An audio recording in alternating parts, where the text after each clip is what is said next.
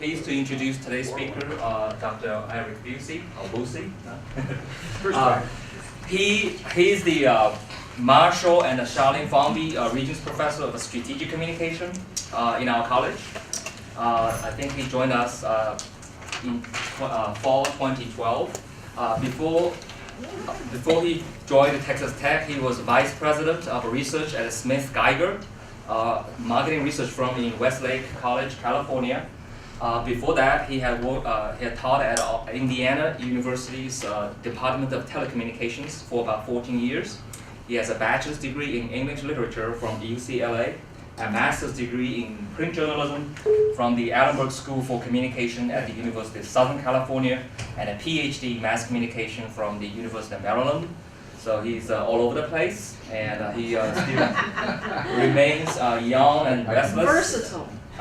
Young and restless in the South Plains. And he's an expert in political communication, especially in visual analysis, broadcast news, new media and politics. He's well published in political communication. In 2009, he and Gray published a book titled Image by Politics by the Oxford University Press. And in 2011, he and Lance Hobart co-edited a book entitled Sourcebook for Political Communication Research.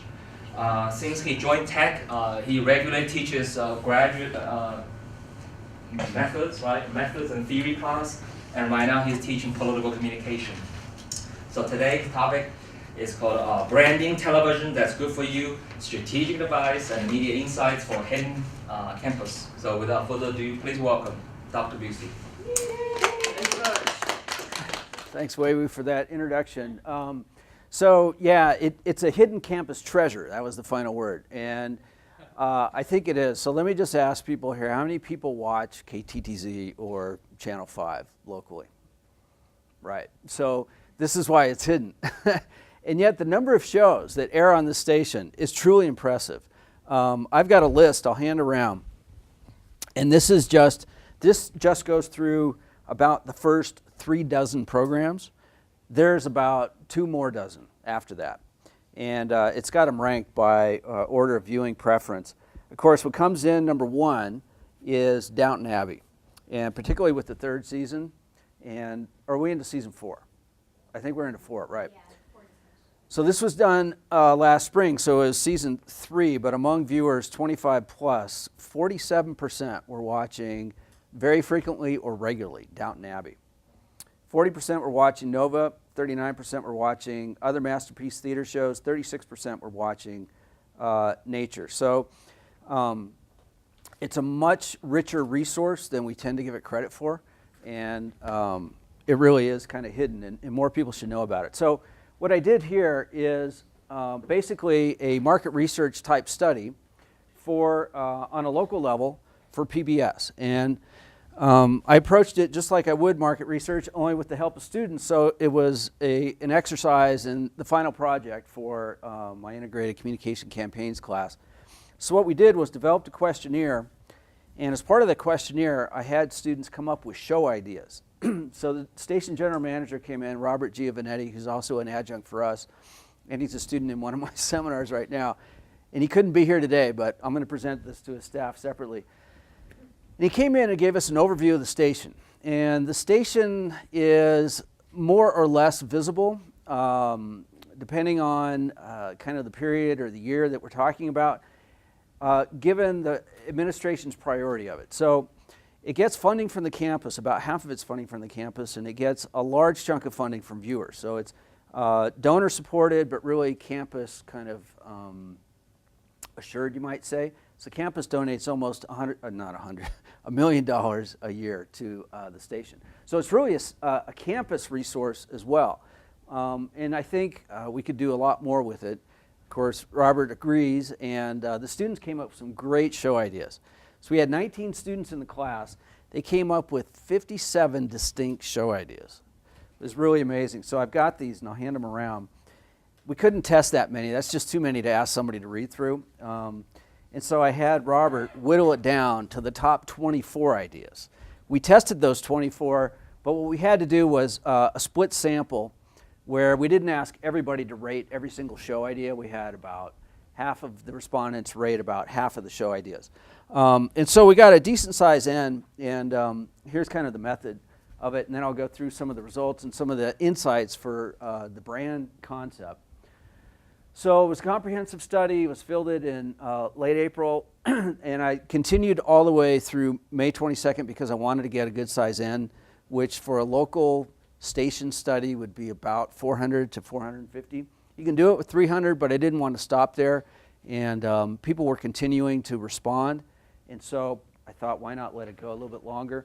Respondents were both donors and non-donors, so anybody can watch the station, but you can donate because it's public television.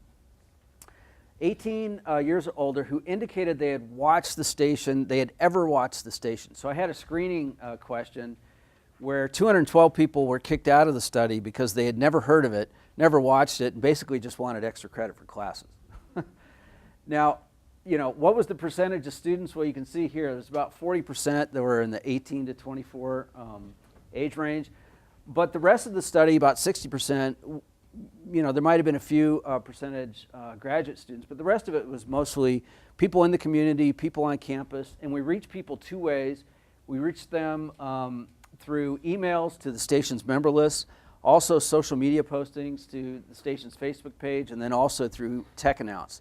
So it was a golden opportunity for students to get involved in something like this, but also for the station to get feedback in a way it probably has never gotten feedback.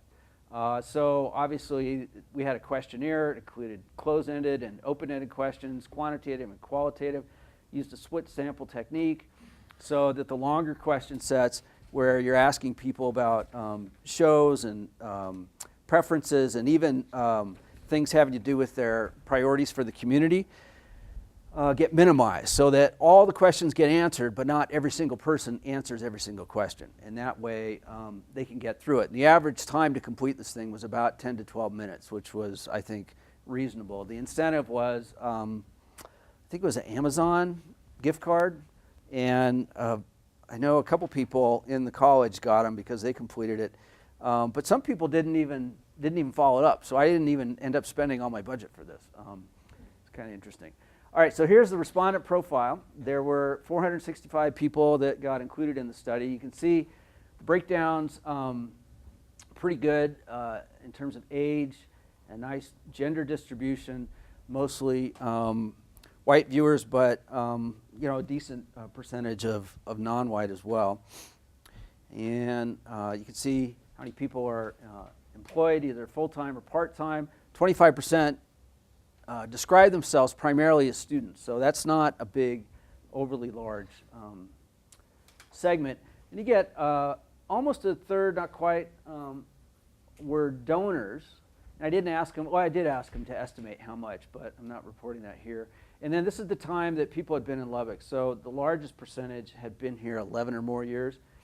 And that kind of makes sense because you know about the station the longer that you're here. And it was called by different call letters before. Now it's KTTZ. Before it was KTXT.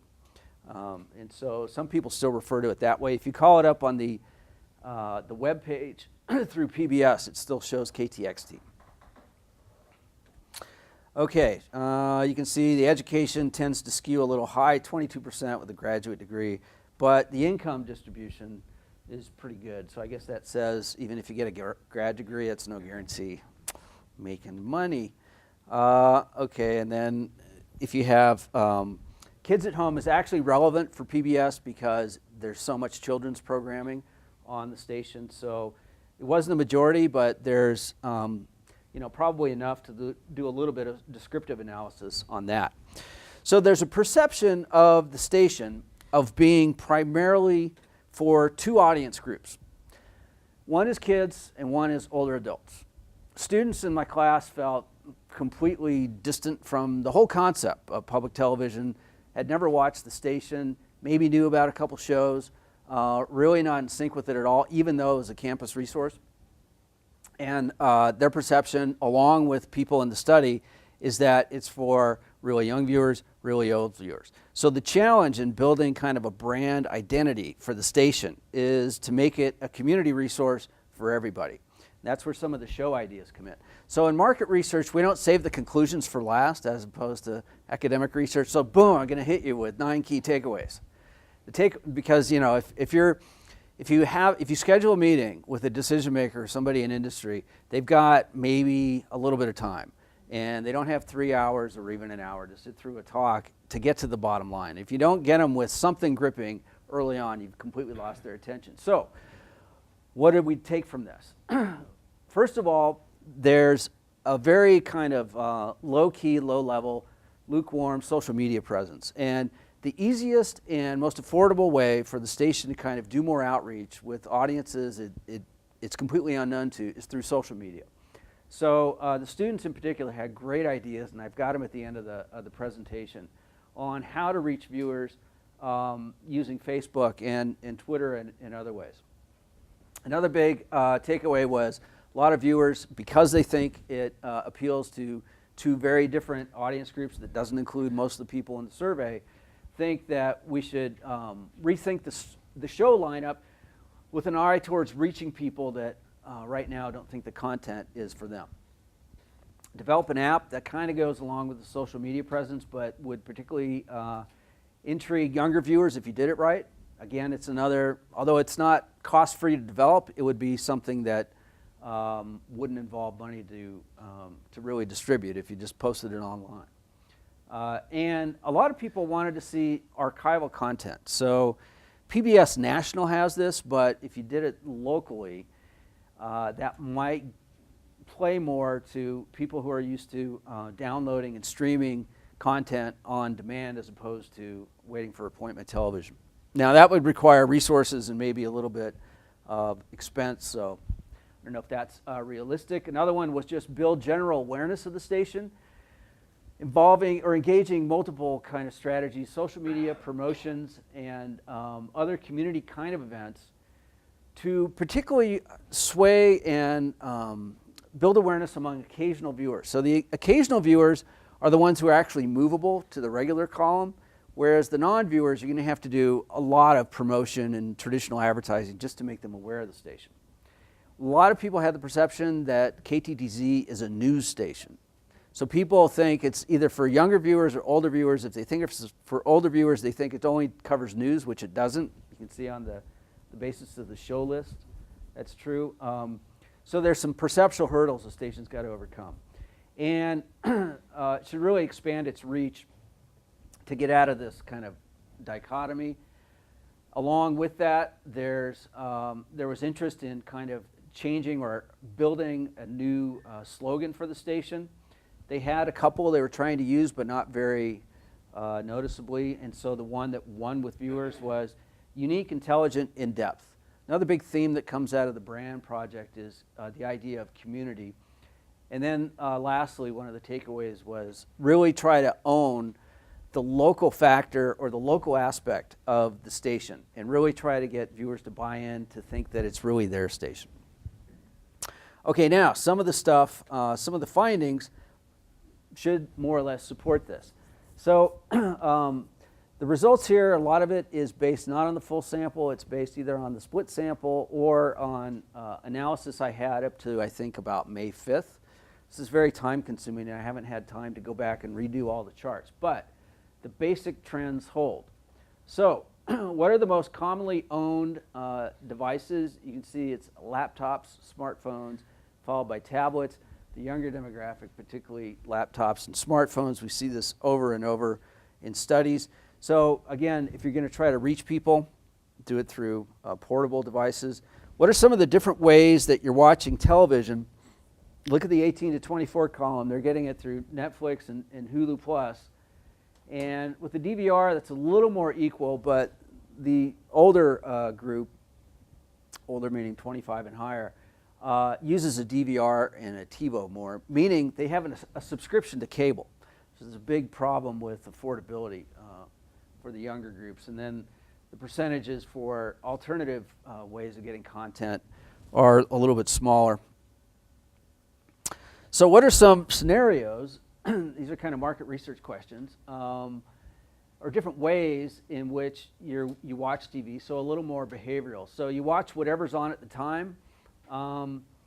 About a third of the viewers do that. Ironically, more older viewers do that because they're more comfortable with television. Younger viewers are going to be more about surfing for what they want, finding the content that interests them, and not just tuning into whatever's on at the time. This is basically appointment television. It's under a third for both groups. You're turning in more often to cable channels, not huge numbers there. You're turning more often to Netflix. Okay, you see a little bit of action there. Anything else interesting? You're starting to surf the web with your smartphone or tablet while you're viewing, so two-screen behavior, and it's a quarter now for 18 to 24s. So here's daily use of social media. You can see 80% of the younger demographics now on Facebook, which sounds even low by student standards. But not every person in the study in that age group was a student. Twitter's next, and that kind of makes sense. And then Pinterest has a little bit. How many people go to KTTZ.org? In other words, the station's website. Yeah, there's a big zero there for the younger group. So a little bit of room for improvement, you might say. How interested would you be, though, if the station sent you updates? And here there is some palpable interest in the station. And this is, through email and or maybe a mobile app and other ways. And so there's a little bit of interest and kind of intrigue there. So I think the station could build off that, particularly in the 25 plus group. I mean, 56% is a pretty good number in email. People willing to get messages from the station, almost 50%. That's definitely something that should be exploited, and they already have staff, so you could probably do it without much cost. Okay, so I'm not going to go over the reviews, but I'll say this as a kind of a teaching point. What I had the students do was I created a final project deck, and instead of having bullet points, they were blank. And what I did was I just provided the percentages and what the question was. I don't think I even circled the highlights. And I said, your assignment is to take the deck and to illustrate it and tell me what's going on. What are the major points? What do you think are the major data points? And then with each section, you need to give me an interpretation and a summary. So this was a blank page, and Priya was in the class, so she had to do this. And so students came up with a lot of these kind of takeaways and summaries, and then I took the best ones and integrated it into the final deck. So this was all blank when it went out as an assignment. So it kind of serves double duty. The station gets information, the students have an assignment. Okay, now, because this is a brand study, what you want to do is ask people about what their priorities and values are, and then what they think are important issues in the community. So what are important to people in Lubbock? Finding ways to improve yourself, just a general thing. Living a healthy lifestyle. Water conservation and adequate water supply, no surprise. Preserving natural resources, make a difference in the lives of others, have an effective local government. Now this is interesting. The local government thing comes up again later on when we ask people basically how effective or functional is local government. There's a lot of criticism of it. Down here, still above 50%, but lower than the others. Health and lifestyle are regional pride, an ethnically and religiously diverse community, honoring tradition and other things. Now, satisfaction with aspects of your community. Notice how big these percentages are, all above 60, going into the 80s. Now we ask, okay, how satisfied are you with these things? Only 4 are above 50%. Cost of living, availability, community news, safety, and local arts and entertainment. And safety and local arts, I mean, those aren't huge numbers, right? So there's an issue there. What are people completely not happy with? Down here, the bottom 3, local government, which they said was important on the previous slide, national government, immigration. But right above that, local schools, race relations, real estate values. So this gives the station some insight that if they're going to develop new programming, what are people most interested in? What are they least satisfied with? maybe there's a role for a station to kind of get involved with changing those perceptions or making the community better. Things that make you feel most connected to Lubbock, the campus. You know, not 50%, but a healthy percentage. Then work and local television. So local television actually plays a pretty significant role in making people feel connected. So if you're thinking about branding then, this is, you know, a key point to play off. Television's important, and so people should know about what the options are here. Community or church and local radio, and then recreational opportunities are next to that. What brought you here? Mostly education, followed by family, friends, or a job opportunity. Maybe sometimes the job is educational. Agreement with statements about Lubbock. So this gets to regional pride, which is kind of interesting. So you just ask, you kind of present people with a series of statements, and then you ask them to what extent do you agree or disagree. People in Lubbock support Texas Tech. Yes, absolutely. Texas Tech has excellent community relations. Yep. Lubbock feels like home to me, 69%. Lubbock's the heart and soul of West Texas, 66%. There's a strong sense of community here. I'm proud to live in Lubbock. So these are things, again, that maybe the station could leverage in a way to bring out a sense of regional pride. What do people agree with least? One of the best things about Lubbock is its diversity. There's a problem. That was a problem on the previous slide, too. One of the best things about Lubbock is its local television. Now, wait a minute. They just said local TV could be important to them, but now they're saying it's not very good. Opportunity to improve. So they like television, but they want it to be quality. So obviously, these are descriptive data. I'm not putting together regression models or ANOVAs or making any causal inferences. But when you see enough descriptive data, a clear story starts to emerge. And so most industry studies tend to be like this. They will use more advanced stats in certain cases, but a lot of it is just data presentation. And I think if you get enough of it, you really get a clear sense of what's going on out there. Okay, let's just go quickly to some viewing behaviors and some distinctions between donors and non-donors. Okay, how many times are you watching the station? So not large percentages, but over 25% are watching it. Among the people who have ever watched it are watching it 4 or 5 days a week. So that means there's a core group of regular viewers. Here's the occasional viewers who you want to push in that direction. So a lot of the research and a lot of the effort that the station does should be increasing these columns. What happens when people are invested in the station? They tend to watch it a lot more. And then you have a similar thing with strength of loyalty. So how strong would you say your loyalty is to KTTZ as your public TV station? Donors have much more of it. So anyway, there's some okay numbers there, but a lot of room to improve. Yeah, here's viewing trends among age groups. And are you watching the station more, about the same, or less? And these two kind of cancel each other out. And it's not really good when there are as many people or almost as many people are watching as are starting to watch it more. And you can see that the younger age group is watching it less, and the older, 25 and above, is watching it more. So how do you convert that number downward and get people to watch it more often? That's the big challenge. Reasons for watching less often. And these are kind of dispersed, but less time, just not familiar enough. Programming doesn't engage me because they have a perception that it's for kids or older people. Doesn't seem relevant, too mellow or dull, really has nothing for me. If they saw the range of programs, I think these numbers would change. But it's really an awareness issue. It's not a content issue. The content is good. Okay, then we ask some open ends and kind of distribute them throughout the deck. What are some of the reasons you're watching the station less often? It needs, some people think, it needs less local programming and more BBC and independent television news. I don't live on campus anymore, and it was in the dorm, so I watched it.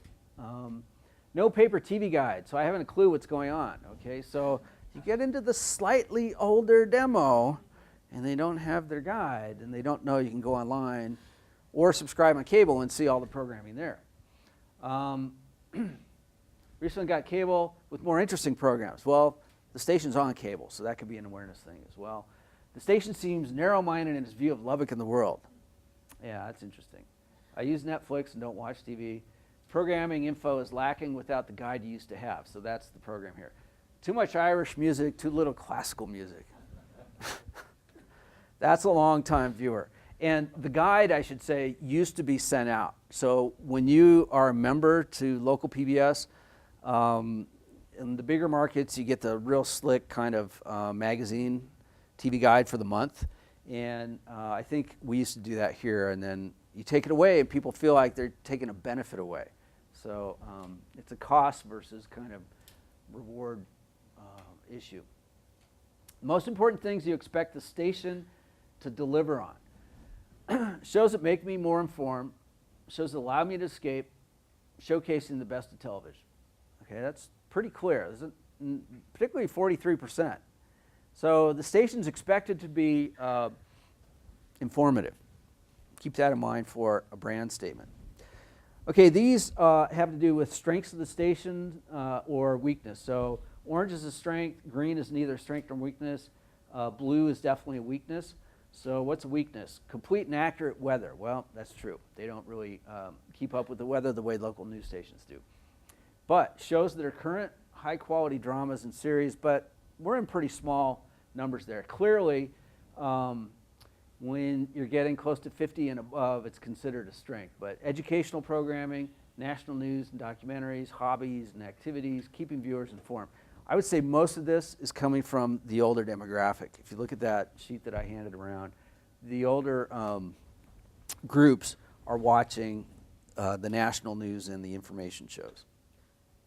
Okay, this is interesting. Who do you think the station is mostly for? Viewers who want to learn, this is by interest, culturally minded people, then politically minded people, and then people who want to be entertained. Now, that's kind of interesting because the two most popular shows now are Downton Abbey and I think Sherlock, even though it has only 3 episodes a season, which I'm frustrated with. But I think this is a perceptual thing. The perceptual thing, again, if you think it's television for older people, oh, it's just all that educational science kind of stuff and frontline documentaries. It actually has a lot of entertainment stuff on it. Now, who's the station for by age cohort? Boom, preteens and young adults. Boom, people in their 50s and older.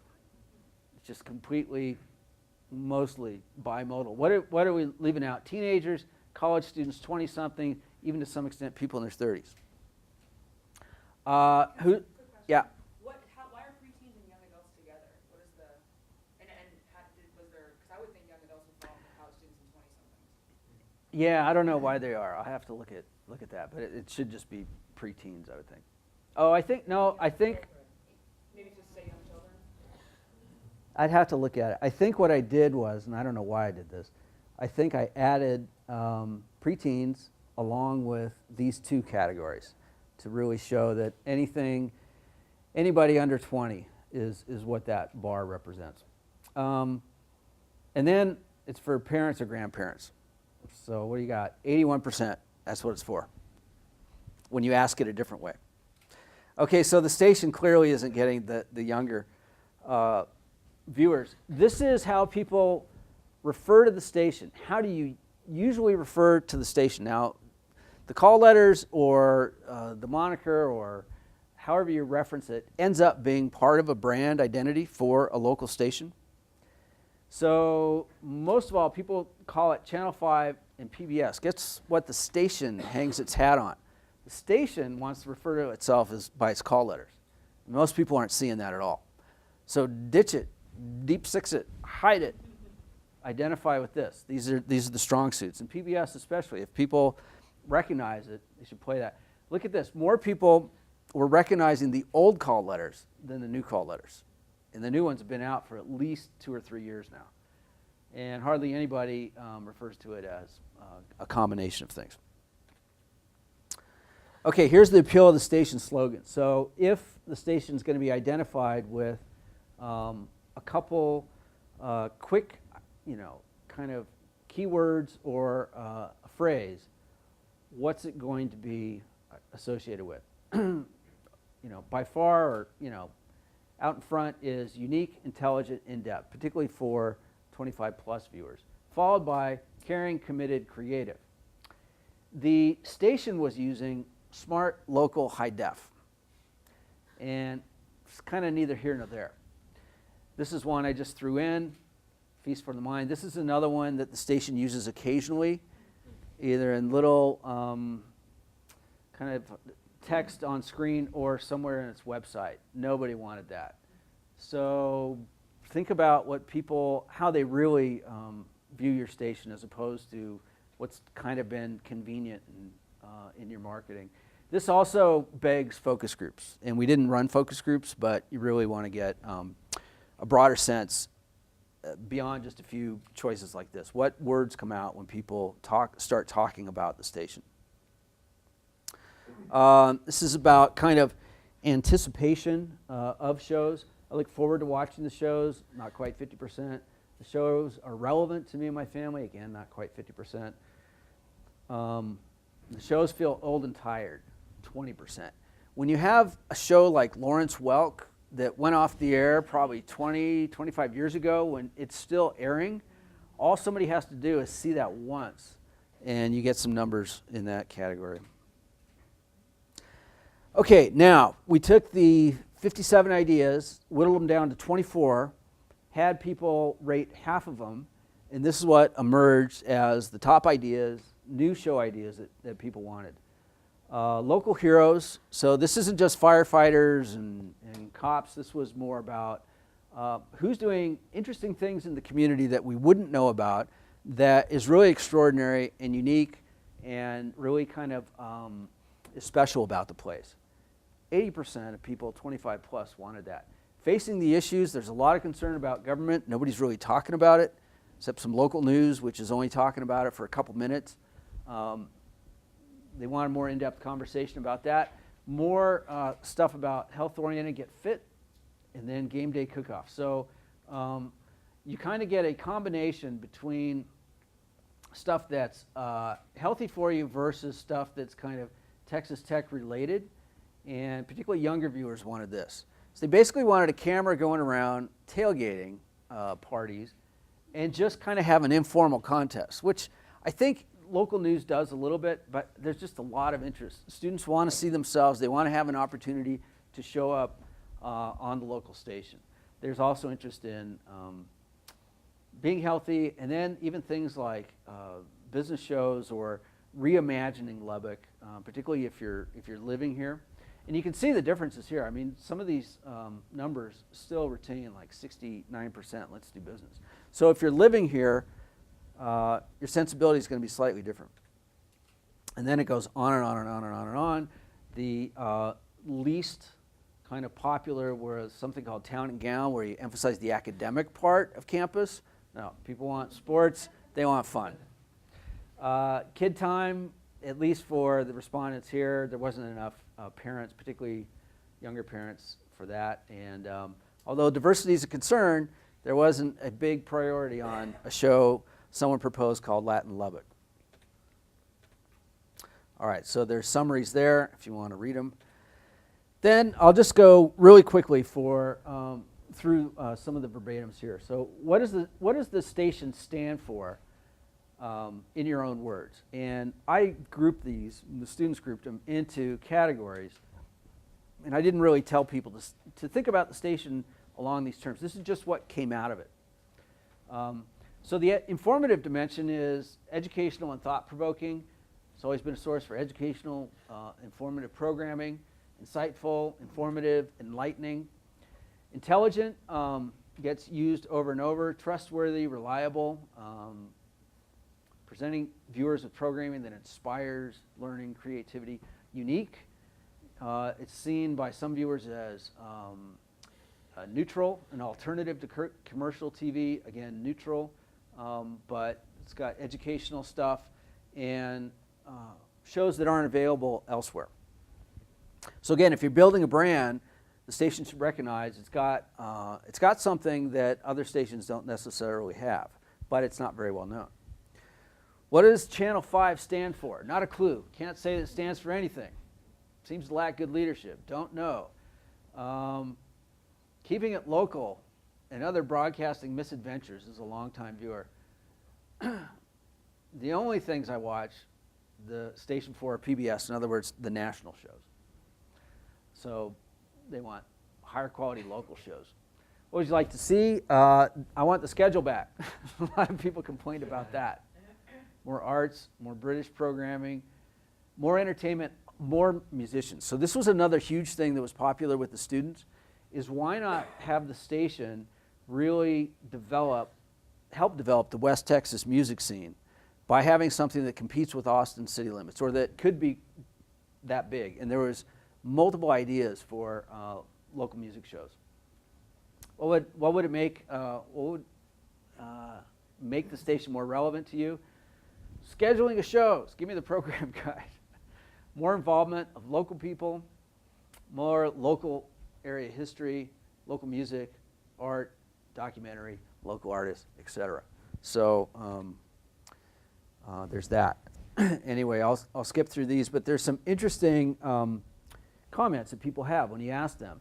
And online survey is really good for getting this kind of feedback. So what does the station stand for? Now we're looking at non-donor negatives. It's boring. It's not as fun as another station. They stand for that old-fashioned TV viewing experience, a la Lawrence Welk. Not for me, just old-fashioned. Absolutely the worst PBS station in the country. Who on earth still runs the Lawrence Welk? Actually, a lot of PBS stations do.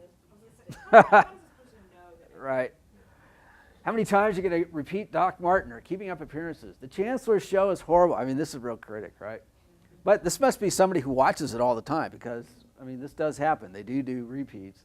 And the Chancellor's Show does air a lot. And it's not meant for me, kids shows.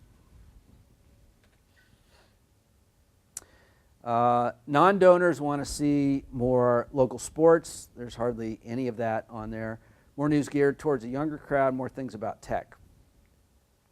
More coverage of the local community. Obviously, donors are most satisfied with the network. They see it as educational, intelligent, believe it stands apart. They do think there's some shortcomings. They rightly recognize the lack of leadership. Robert was the interim general manager. There was a general manager before that who didn't last very long. And so a lot of people kind of cycle through, and they need a strong kind of permanent advocate. Many want less, at least repeated tech-oriented programming, more Lubbock stuff, but a lot of the younger viewers wanted more campus stuff, campus life stuff. Much of the older audiences misses the paper guide. What was the reason for taking away the paper guide? Just cost, I think, yeah. Non-donor perceptions generally align with donor perceptions, but many non-donors feel the station doesn't go far enough to connect with them. Younger people consider much of the program boring, much of the programming is outdated, current local news shows are generally, or current local shows are generally viewed as lackluster. So there's some clear messaging here about program development and dissatisfaction. Okay. Then you can break it down, if you want, by looking at gender. So I was looking at donors versus non-donors before. Now you can look at male versus female viewers. You can look at it by age. And a lot of the same themes kind of resonate, but they fit in slightly different categories. So this is kind of interesting, is that if you look at it by gender, it's a little more satisfaction among women viewers than male viewers. It's not a station where there's a lot of high-intensity, kind of action-oriented stuff, so that makes sense. But I wouldn't describe it as real touchy-feely either. I guess maybe some of the drama shows. But stuff like health and fitness seems to appeal more to female viewers than male. Okay, analysis and recommendations. And closing in on 45 minutes here. That's pretty detailed. I'm not going to go through all that. And I did go through a lot of the takeaways early on. But when we talk about brand building, here's just a couple highlight points. number one, unmask the mystery. You know, you've got a hidden treasure here. Do something with it, and in affordable ways, try to make people more aware of it. It's not a news station, and there's ways to get out the message about how broad and diverse the content is. So enhance station awareness, and then kind of couple the brand building with PBS and Channel 5, which is how people refer to it, but particularly PBS, because that's a pretty well-known national network, and if people identify it that way, it should really be front and central. Choose a slogan, if they're going to use one, that relates to community, the unique nature of the programming, and maybe some of the intelligent kind of stuff, but in a way that somehow appeals to younger and older viewers. So they have to come up with something that campaign probably suggests something to the extent as, Channel 5, it's not what you think. And admit that they have kind of an image problem without saying directly they have an image problem. Social media and online, this was where the students really had a lot of great ideas. Utilize Facebook and Twitter. It's a low-cost solution. Update and build out the website. That's maybe a little not so low cost. Post content that's going to appeal somehow to 18 to 24s. One of the things that does that is newness and nowness and urgency. So updates, announcements, things that are going on in the community. Even if you have to pull feeds from somewhere else, there's going to be a sense of it's worth it to visit your website, or it's worth it to follow your Twitter feed, because you're actually going to send something new out, whether you're covering it directly or not. Provide enhanced scheduling information through the website, and then let people know about it, so people who are frustrated with the lack of a schedule are a little less frustrated. Make scheduling more available. Now, maybe that's a reality, or maybe that's just a perception, but it's something they have to overcome because it came up over and over and over. 39% of viewers who own smartphones, and 39% own smartphones. I think that's a little bit low, but they're also, that percentage is interested in an app. Station needs to realize people are engaging with multiple platforms, and that they need a strategy that kind of goes across different platforms, and then also, again, the stuff that indicates nowness. I would love to be alerted by email when any of these programs are available. So if something's going on locally, or a show is special that's going to air, people want reminders of it. And I think that's, that's all I've got for now. So I'm going to wrap it up. 45 minutes. Any questions? So this is super interesting. What is kind of holding them back from being able to take some of these strategies? Is it money, pretty much? Yeah, it's money, but lack of management consistency. So if they had a permanent GM who could build a little bit of clout and could work with the campus to get the campus to believe in the station, then they might get a little more development resources or a little more staff to do more things that could overcome their kind of hidden nature, or maybe do some advertising campaigns, which you don't really see too much. You see it if you watch Channel 5. They're promoting their shows all the time, but they're not really promoting it on other stations or on billboards in town. And you see a little bit of it around campus, but not very much. It seems like if they were able to make these changes, be more adaptable to these new audiences, that if they took on a rebranding campaign like Domino's did. Remember how Domino's was like, you sent us a picture of a crappy pizza and also we made it better. Yeah. And take, and like you said before, kind of take this, we know that we sucked or whatever, you know, and now we're going to do better, or now we're trying to do better. Yeah. We need your help, or something like that. Yeah. And do they take student programming ever? Like, not really, but they recently added a digital station, which is a little more inventive, creative, and experimental. So there's room for programming growth right now. So that's why Robert's got to see this. And I gave him the deck, but we've got to really have a discussion about it, because there's opportunities to do things. They have enough to kind of make it happen. And the question is just which one should they move on? And clearly, you know, from the most viewed programs, the PBS like top rated shows are the ones that people like the most. That part's taken care of, but that's kind of older viewer programming. The kids stuff is taken care of, although here it's a little bit less, less of a factor than other places. So Sesame Street shows up as the 24th rated show. And I think that's maybe the first or second kids shows. So there's kids shows in the top 24, but not very many. So they've got to move in the middle.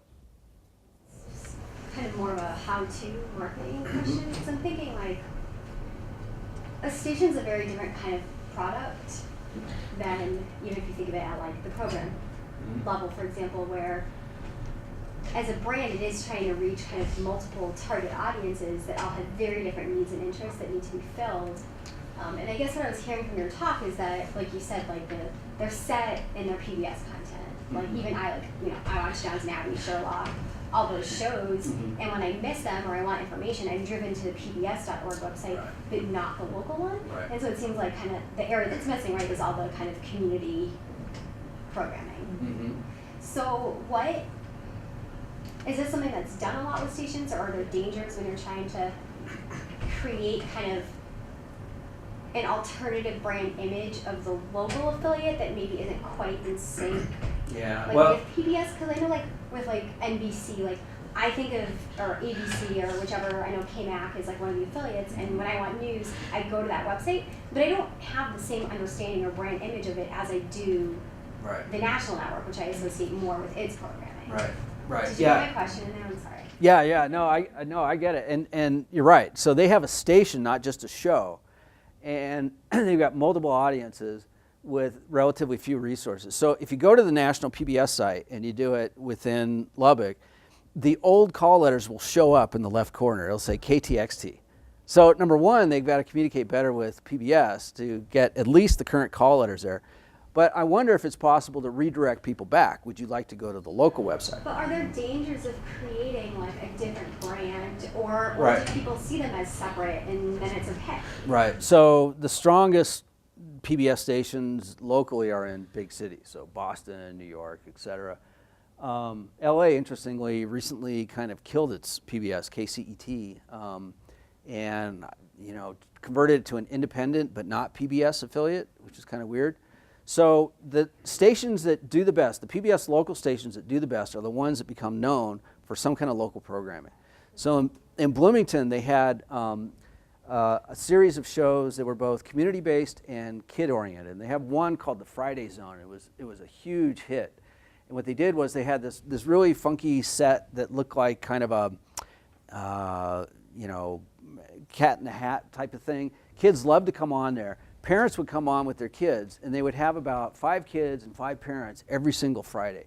And it was just kind of like built word of mouth. So the station started to develop an identity around that, and then they had community stuff. So even for a really small market, they started to build their own separate identity from PBS. And that's what this station doesn't have a whole lot now.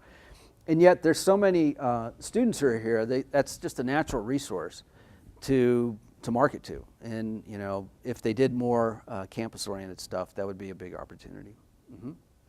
I was curious, you didn't do the focus group. So No. How did you come up with the 57? Oh, that was from the students.